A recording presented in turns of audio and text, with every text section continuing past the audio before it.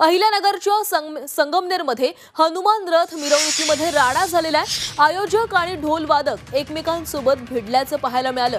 रथासमोर ढोल वादनावरून हा वाद झाल्याचं कळतंय। आमदार अमोल खताळांसमोरच हा संपूर्ण राडा झालेला आहे। मिरवणुकीत राडा झाल्यानं काही काळ तणावाचं वातावरण निर्माण झालं होतं। पोलिसांनी हस्तक्षेप करत हा संपूर्ण वाद मिटवला।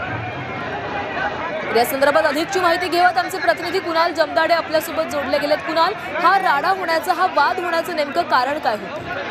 अहिल्यानगर जिल्ह्यातील संगमनेर शहरामध्ये हनुमानाचा रथ ओढण्याचा मान महिलांना दिला जातो। ब्रिटिश काळात विरोध झुगारून हनुमानाचा रथ महिलांनी ओढला होता, तेव्हापासून ही परंपरा आजही जपली जाते।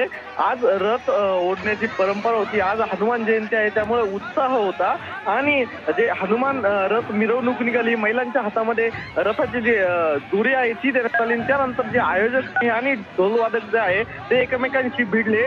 हनुमान रथासमोरच ढोल वादनावरून राडा झाला। एक सलामी देण्याचं कारण समोर येत आहे। ढोल वादनावाल्यांना सलामी द्यायची होती, त्यानंतर हा राडा समोर आला। आमदार अमोल खताळ आणि जे पोलीस होते त्यांच्या समोरच राडा झाला। झेंड्याचा मान देखील पोलिसांनाच दिला जातो, त्यामध्ये राडा झाल्याने एकच खळबळ उडाली आहे।